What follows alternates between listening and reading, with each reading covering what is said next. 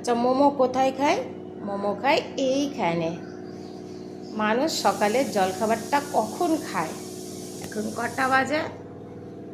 আচ্ছা, এখান থেকে নিয়ে আসা হয়ে এই যে এইখানে। তাহলে ও কখন খাবে? নুসছে না।